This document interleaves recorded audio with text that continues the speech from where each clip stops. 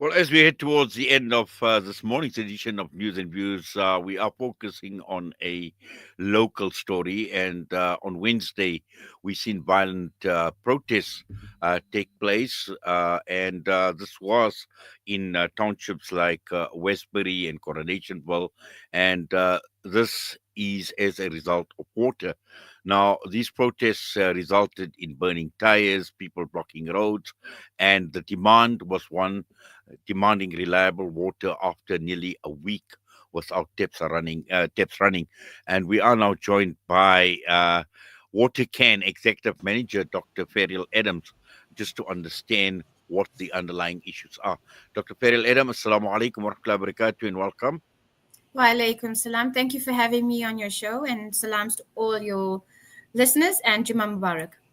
Yes, of late in recent years, Johannesburg in particular has become quite problematic in terms of the supply of water, and as a result, communities are fed up.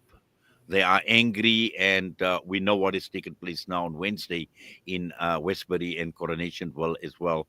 And really, it's got very, very ugly. These were no-go areas, but this is out of desperation. Absolutely. I mean, I think, what we're seeing now on the streets, excuse me, is not just 1 week of no water in Ayat. It's years of no water. There are people in Claremont, Coronationville, Westbury that we work with that for 10 years they have not had proper water supply, not in their taps. So what will happen is for days they'll go without water, or even for a day they'll have water for 1 hour. They would tell us stories of how when the rest of Joburg is sleeping, there's more water coming towards their system, so they get water. They'll hear the taps. When you don't have water and then water comes, you hear the pipes. They will get up in the middle of the night, fill the buckets, because they know when they get up in the morning they're not going to have water. This has been their life for about 10 years.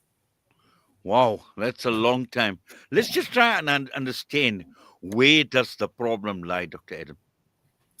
So I think the problem is a very long period of the city of Johannesburg not spending enough money on maintenance of our infrastructure. So we're looking at about 10 years of neglect. And what is happening now is that when Joburg Water has a very good plan in place, they know what they need to do. They need the money to do it. And I would challenge politicians that say, oh well, the city doesn't have money. I think it's just badly managed. And they're using it as an excuse to get more loans, but that's another story. But what is happening is that Joburg Water will submit a budget. They'll say, this is what we want to do. City of Joburg says, okay, that's great. Approve the budget. Give them the money in their account. But they can take that money away at any point. So when it comes to Joburg Water actually making sure they can get projects on the go, they're worried that they're not going to be able to pay contractors. The new Brixton Reservoir in the city of Joburg has been delayed because Joburg Water could not pay the contractors on site, so they downed tools. And why could they not pay? Because City of Joburg has taken their money away. So this is a City of Joburg issue. Everyone wants to fight with Joburg Water, and I think, yes, we're angry, so they are the utility that are responsible, so they must face the music. But I think we must not forget the power that the politicians sitting in the city of Joburg have to actually make sure that this stops.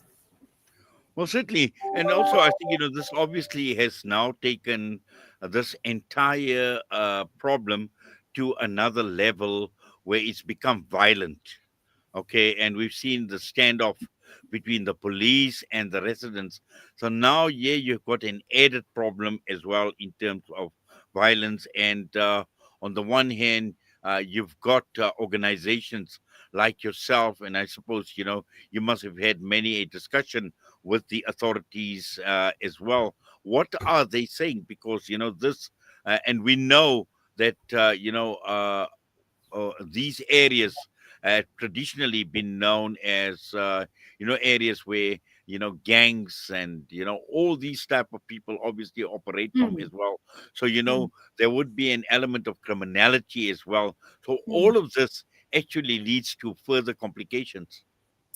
It it does in a way, and I think that the authorities need to own up for that because for a long time, yes, they were blocking roads, and the community admits they were blocking roads, but they were not violent. They were protesting, they were blocking roads. The violence escalated when cops opened fire. And I think that there was, it was not, I think when you talk about public policing, it was not an unruly 10,000 people on the streets. There was a small group of people that they could have managed better. They did not have to have as their first resort to open fire. And by the way, the police have acknowledged that. They even shot, a few people were injured. There was also a journalist who was injured. And I think the Daily Maverick is planning to take them to court on that one.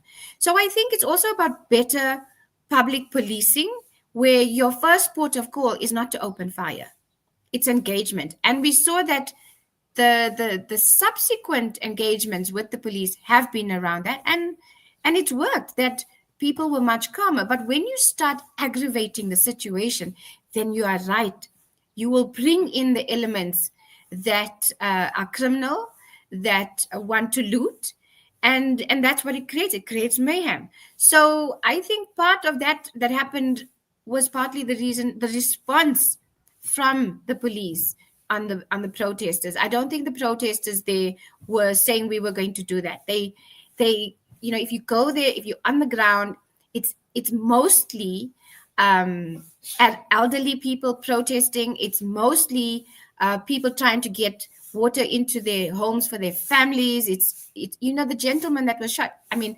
there's older people. They were so it's not just it's responsible people who are trying to make a difference in their society, and I think the police have acknowledged that.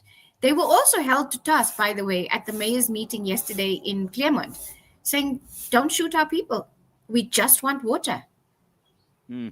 Just as a community action network, Dr. Ferrial Adam, WaterCAN, and I suppose you've had a number of engagements with the authorities over a period of time. What have those engagements actually yielded, and what have you been telling them? So I think so we tell them everything, and we tell them how it is on the ground, because I think that the people in those positions do not understand the challenges that people are facing on the ground. So we kind of saying, listen, when people are asking for water, this is why. It's because people have health issues, people need to go to school. So there's this disconnect, right? So we tell them all of that, but also we've been working with engineers that are telling us where the problems are. So we're highlighting it to them. It's often, United, it's our networks that, we're civil society networks where they've been able to tell Joburg Water that we don't have water because there's an airlock, or there's a valve that's been closed. That's how I would say learned, ordinary people in Joburg have become about their water issues. And 9 out of 10 times they are correct, because they can tell what's going on. In terms of our engagements with Joburg Water, with City of Joburg, we've had less with the City of Joburg, obviously, but we've had with Joburg Water. They're very forthcoming.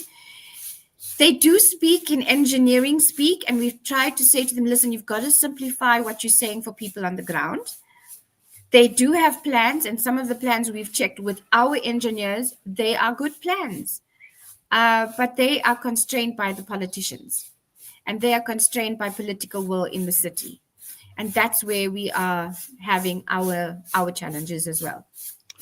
Just to to fix the problem, how big an investment is actually required to sort out this problem and find a permanent solution? You know, a few years, well, about 10 years ago, there was a figure that, or maybe less, I think years go so fast. I think it was about 10 years ago, where figures such as 1 trillion to fix our infrastructure in Johannesburg was brandished around. I think because we've taken so long to actually get a move on things, that it may be more now. So the 800 million injection that the Joburg Water talks about now is could be used to fix one system, the commando system. But there are many systems in the city of Joburg that also need as much attention. I know you know this, but half of our reservoirs are leaking. So you need to fix those reservoirs. And the longer you wait, the worse it becomes and more expensive it becomes to fix. Wow. I mean, we're talking of huge, we're talking of massive. And again, the question is, how did we get there in the first place? Because at one point in time, South Africa had the best, the cleanest, the healthiest drinking water in the world, actually, and it's actually sad to see that it's deteriorated to this levels, Dr. Adam. It's very sad. I must say, though, Inayat, that in city of Joburg, I still drink the tap water. I do still think it's a good quality. It's better than I would find in any other parts of Europe or other parts of the world. So I do think we have good water in Cape Town, Johannesburg, Durban. So the big cities, the metros. Well, most of the metros. Um, but when you start going outside of the cities, when you start going to Free State, Northwest, Northern Cape, then it's less and less people can actually drink the water from their taps. So then it is becoming a concern. And I think that is a good point to say that what we're seeing in Joburg is a snapshot of what's going on in the rest of the country. Hmm. It just says WaterCAN. What other options do you have? So as WaterCAN, we working. So there's a few things we work with trying to build a network of citizen science activists, right? So we need people to test water, and people say, but why? Why must we test? No, because we need to keep monitoring. We need to be the eyes and ears on the ground. So we get people to test. We get people. If you see a leak, report it. If you have to report it 7 days in a row, report it until it's fixed. If it's not being fixed, you can email me and we can escalate the issue. You can email me on info@watercan.org.za and we can try to fix that. Not us, but get people to fix it. So, and that's on the ground. We also trying to work at a government level. So we part of the presidential working groups on water. So we're tracking the plans that Joburg Water has given us. We're also trying to say to the city that, listen, you need to increase the amount of money that you're giving Joburg Water. They need money. They need their own bank account. They need the money to pay the contractors. So we're pushing at a government level, and then we're supporting at a community level. And that's how we've been working and trying to bring those two together. Yes, and hopefully, we will see some progress. But just in the interim, in the absence of water, how are residents coping? Is there a plan B? Is water being provided for them? So the plan B, unfortunately, is water tankers or water trucks. I was at the meeting in Claremont, and people don't want them. People are saying that these water trucks are responsible for corruption, and rather than giving us 15 water trucks, pay the money to fix the issues. And I can really understand that, because the water trucks, it's not easy. You've got elderly people that need to carry buckets up the stairs. They all live in flats, or they need to, get water. Some of the toilets not working, so it's becoming an issue. So the water trucks are not the most sustainable solution, and the city needs to realize that people don't want them anymore. So they need to find other solutions. And we know of people who are using their SASA grants to actually get people to carry water for them. We know people that can't take their meds because they don't have clean drinking water. Schools are closing. So these are the things that we are seeing, and why I think in the immediate, we're saying, okay, water tanks or water trucks are going to be the ones that you give, but you have to look at alternatives like borehole water in the city of Joburg, in some of these areas, at central points, but fix the infrastructure. They have a plan. They have the budget. Just allocate the money. And if we do that, then in 2 to 3 years' time, we will see a very different system. But if they don't Absolutely. do that, it will get worse. I think what you say is very, very true. Just finally, in terms of having a plan, having the budget, having the expertise, by way of water experts and engineering skills as well. And we've seen success. We know that there are organizations like Gift of the Givers as well that have built some expertise around overcoming the water problem in certain areas, in rural areas in particular as well. So it's not that we short of human capital or finance or whatever it is. At the end of the day, it just requires political will. And as you again mentioned, that fingers are directly pointed at the politicians, and this is where the political will must come through and feature strongly. Absolutely, and they must stop playing politics with our water. It's our livelihood, it's our human right to have clean water, and they must just stop playing politics. And all the parties that are trying to jump on the bandwagon so that they can get votes for local government, that's just atrocious. Well, let's leave it at that, Dr. Ferrial Adam. As always, Jazakallah. We do appreciate you taking time out with us on this Friday edition of News and Views right here on Salam Media. All the best to you. Assalamu Jazakallah, alaikum. thank you. Wa alaikum salam. Dr. Ferrial Adam with us this morning. And on that note, I'm going to be signing off. Once again, an absolute pleasure being in your company on News and Views on this Friday morning. And with that, I wish you well for the rest of Jummah as well. Let us not forget, it's an important day. It's a day where we get closer, even closer to Allah subhanahu wa ta'ala. Let's make the best of this day. Let us recite Aban Durud. Let us recite Surah Kahf as the ulama. And let us be inspired by the Jummah talks and the Jummah khutbah as well. And let's just be safe, inshallah, and continue making dua for people who are battling right across the entire world, including our own country, and also at the same time, our brothers and sisters, this most horrific genocide.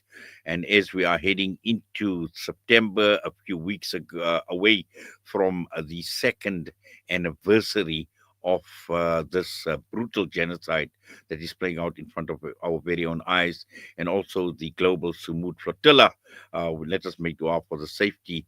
These people have basically given up everything. They are risking a lot as well.